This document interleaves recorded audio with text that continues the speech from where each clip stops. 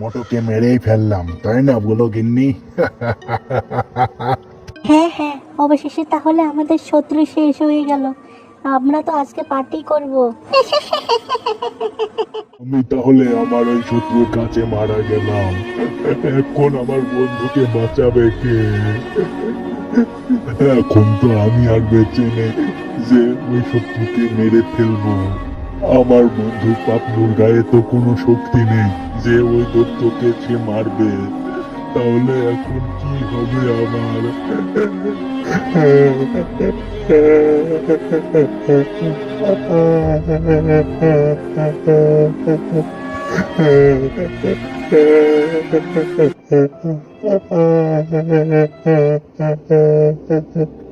কি হয়েছে মোটু, আমাকে বলো তুমি।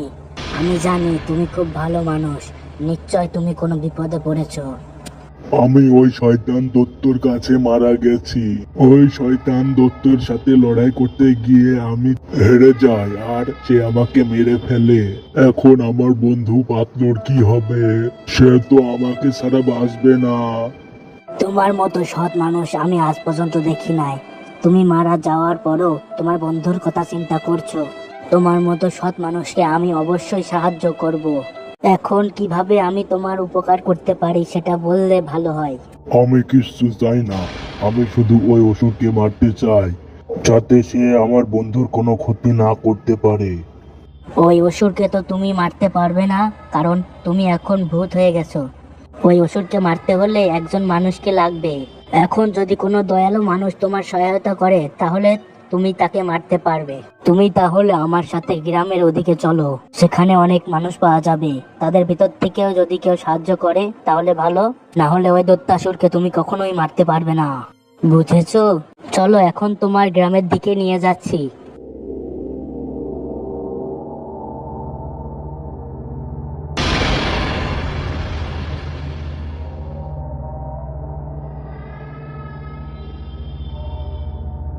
আমি এর বেশি আর যেতে পারবো না, বাকি পথ তোমাকে অতিক্রম করতে হবে। তুমি কোনো মানুষকে পেলে আমার এখানে নিয়ে আসবে, ঠিক আছে?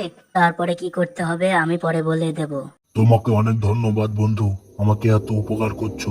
কোনো মানুষকে পেলে আমি সঙ্গে সঙ্গে তোমার কাছে নিয়ে আসবো।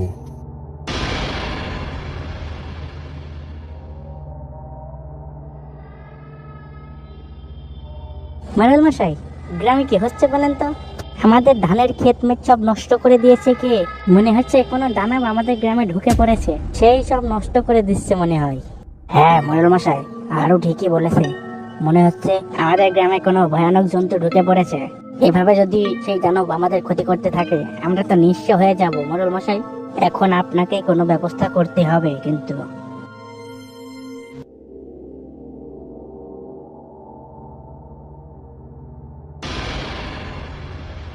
ভাই সাহেব, আমি হলাম মোটু, আমাকে কি সাহায্য করবেন আপনারা? আমাকে ওই দানব রাক্ষস মেরে ফেলেছে, আমাকে একটু সাহায্য করবেন? এ দেখো, তোমরা যে দানবের কথা বলছিলে সে দানব তোমাদের সামনে রয়েছে, সবাই মারো ওই দানবকে। ধর ধর ওই দানবকে ধর, একদম ছাড়বি না। আজকে বেটা একদম শাস্তি করে দেবো।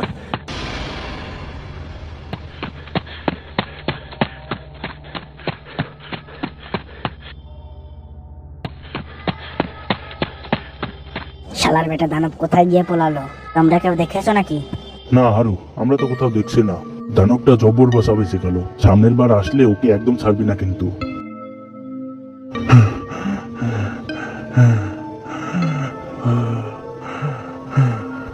আমাকে তো ওরা সাহায্য করলো না, দেখি ওই মেয়েটার কাছে গিয়ে দেখি কোনো সাহায্য পাই নাকি।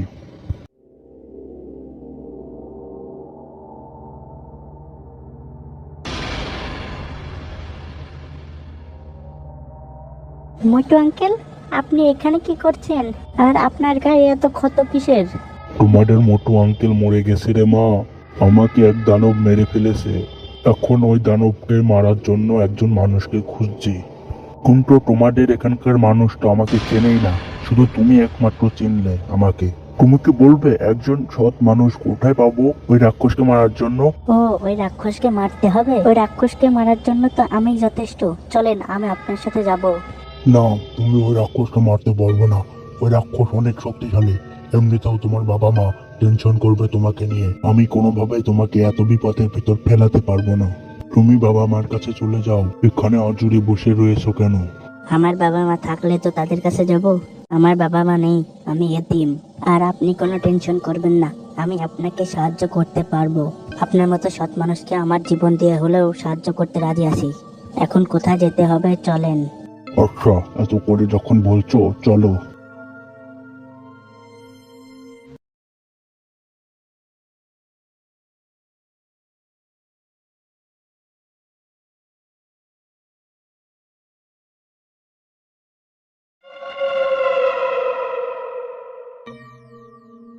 অসুর বন্ধু, ও অসুর বন্ধু, তুমি কোথায়? অসুর বন্ধু, আমি মানুষ পেয়ে গেছি। কি হলো মোটু, মানুষ পেয়ে গেছো? কিন্তু এই মানুষ যে বড়ই ছোট। সমস্যা নেই, ও লড়তে পারবে ওই অসুরের সাথে। এবার মানুষ তো নিয়ে এসেছি, এবার কোথায় যেতে হবে চলো।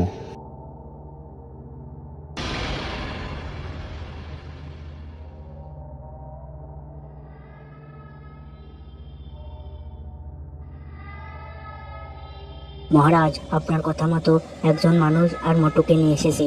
খুব ভালো করেছো, তোমাকে আজকে এক পিস মাংস খেতে দেবো। কি মোটু, মরে গিয়ে আমার মারার চিন্তা করছিলে?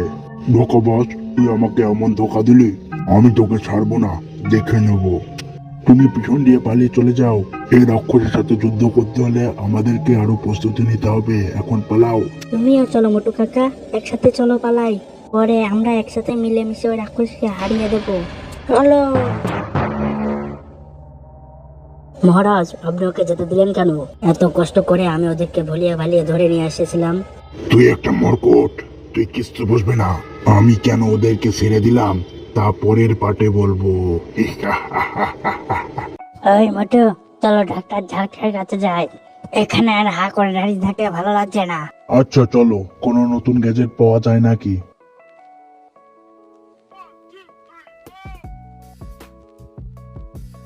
ওই ঘাচিদা, দেখো আমি কি বানিয়েছি। এটা হলো একটা গ্যাজেট। এই গ্যাজেট দিয়ে তুমি যাকে ছুবে সে একটা প্রাণীতে পরিণত হয়ে যাবে। উরি বাবা, ডক্টর ঝাটকা, তোমার কোনো গ্যাজেটকে আমি ভরসা করি না। আজ পর্যন্ত তুমি একটা গ্যাজেটও ভালো করে বানাতে পারোনি। উরি বাবা। বড় ভাইয়া, কেমন আছো? তোমার হাতে ওটা কি? মটু মেরে ভাই, মেরে প্রাণ, এটা হলো আমার নতুন গ্যাজেট। এই গ্যাজেট দিয়ে কোনো মানুষকে প্রাণীতে পরিণত করা যায়। তাই নাকি? তাহলে দেখি তো একবার ব্যবহার করে। উরি বাবা। ডক্টর ঝটকা, তুমি তো ঠিকই বলেছিলে। এই গ্যাজেট দিয়ে সত্যি তো দেখছি একজন মানুষকে প্রাণীতে পরিণত করা যায়। তুমি তো দেখছি বিশাল বড় একটা আবিষ্কার করে ফেলেছো। ওই মতো তুমি ডাক্তার ঝটকা সুনাম পরে করবে, আগে আমাকে ঠিক করো। আম্বা আম্বা। ডক্টর ঝটকা, তোমার এই গ্যাজেটটা আমি নিয়ে গেলাম, কালকে দিয়ে দেব। এখন যাই তাহলে।